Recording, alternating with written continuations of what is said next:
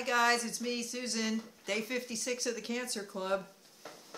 I realized after I made my post yesterday that I didn't say anything about cancer. I didn't say anything about how I was doing or treatment or anything. I was just out in the country doing a little nature freak out. And so hope that was okay, because really there's less and less to say, as I've told you, about the cancer thing. My side effects are just really minimal. My hair is still coming out, but I don't know if it's stopped. It hasn't gotten any worse. I mean, it's coming out more every day than it used to, you know, back in when things were normal. But it doesn't seem to be progressing very rapidly. It still isn't growing at all. I can't believe it's exactly the same as it's been for 8 weeks. That's quite unusual. But anyway, so there's not much more to say. I'm just more and more comfortable and normal. My body's feeling more and more normal. My report tonight has to do a little bit with some lessons I learned. Some lessons I learned primarily today about taking care of myself and listening to hunches. That sometimes you have a feeling that you should do something or that something's, you know, wrong, and you don't want it to be wrong, so you just say, oh, well, maybe it's not wrong.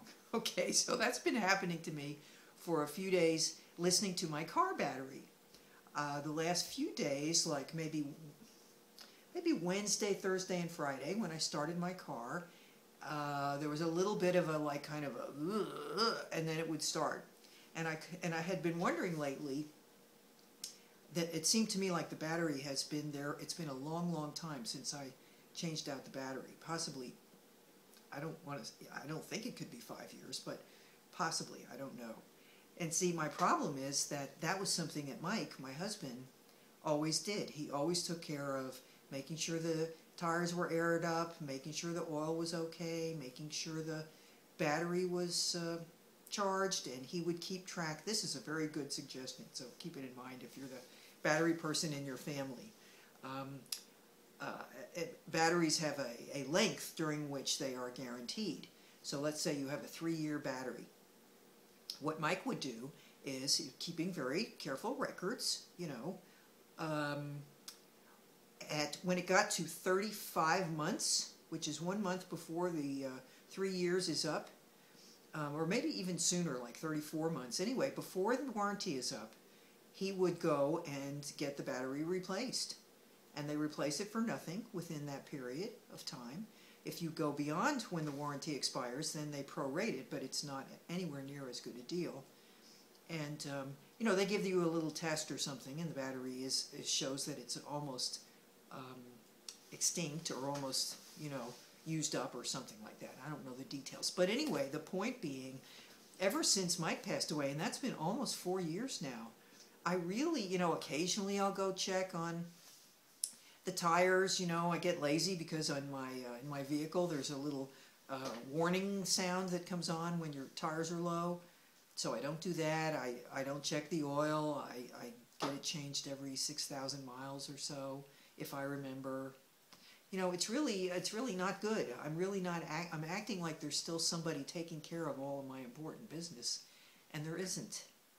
And so anyway, that's all a bit of background to the fact that today, when I was a million miles from nowhere, out in the country, where you saw me yesterday, like at the boneyard and everything, went to hop in my vehicle and head home, and it was as dead as a doornail. Now, I thought I was so smart because I carry, again, thanks to Mike, I carry a portable jump starter battery charger in my vehicle all the time. I've helped other people get their cars started with it. It has an air compressor in it in case you have a flat tire or a low tire anyway. But I pulled that out, and I hadn't been keeping up with that and making sure that was working, so it didn't work. So there I was. Of course, I have roadside assistance. So call roadside assistance, and as they scour around the countryside for somewhere in godforsaken Texas to find somebody who could come, she finally found somebody who could make it in maybe 2 hours to come and help me jumpstart my vehicle. So that was, to me, that was a perfect storm of mistakes on my part. Ignoring the fact that the battery was starting to strain a little bit when I started the car, not keeping up with my insurance policy, meaning my battery charger that I had in the back, and I don't know what the other, there were a bunch of other mistakes. Anyway, fortunately, we were able to contact the neighbor who lives next door out in the country at this ranch that I was visiting. And fortunately, he was working on his own vehicles that day and just came right over, brought an extra battery, and started the car. So as soon as I got home, I drove over to Walmart and sat there for an hour, and I now have a new battery. Anyway, so that was my drama for the day, and really a lesson learned, I think. I will have to. Mike had a whole system. He had lists of things maintaining, like the air conditioner filters in the house. You know, simple as anything to replace, except you've got to buy them and have them on hand, or else you can't replace them. And just stuff that I realize I've been kind of in la-la land, I think, since he died. Just going on about my business like I had a person at home who was taking care of everything for me, and I don't have that. And I've got to start, I mean, I'm doing okay, you know, but I've got to start picking my game up a little bit, I think. When things like this happen, I know it could be a lot worse, but I also think, you know, with a little bit of time and attention, it could have been a lot better. So that's my lesson today.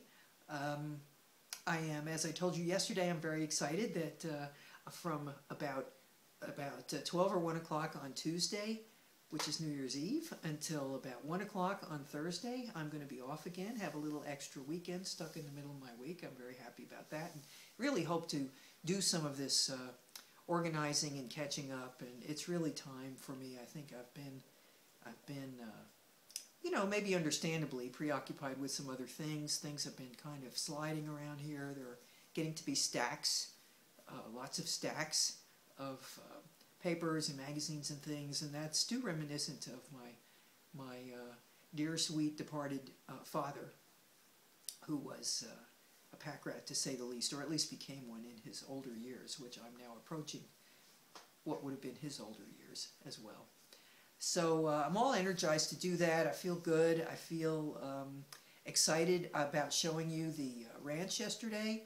I discussed it with the person,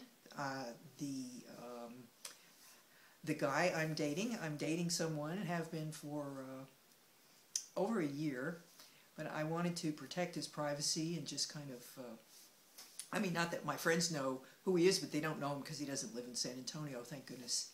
And so I told him that I wanted to start making references, you know, just to things that happen, just normal guy-girl things that, you know, like comedians make jokes that involve their wives or, you know, their significant others, and you just sort of hope you never run into them, or you assume that half of it's made up just for humor. But anyway, so I told him I'm going to refer to him as Tigid, and that would be T-G-I-D, the guy I'm dating, Tigid.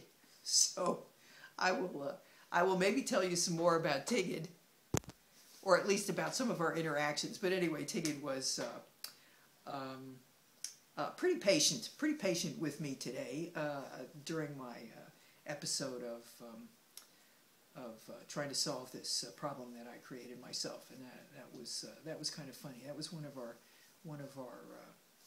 haven't had too many crises. I wouldn't even really consider this a crisis, but it's kind of interesting to go through that and weather the storm, such as it was.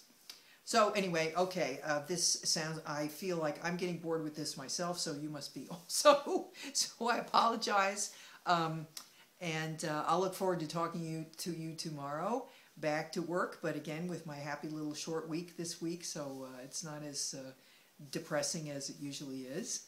And I will fill you in Monday, tomorrow, when I'm back to semi-normal, and let you know what's going on in my life, and I'd like to hear about yours. So leave me comments, or call me or email me, and let me know how things are going with you all. Y'all are real important to me, and I love you all. Okay, so until tomorrow, live well, laugh often, and love much. And I'll see you tomorrow on the Cancer Club. Bye.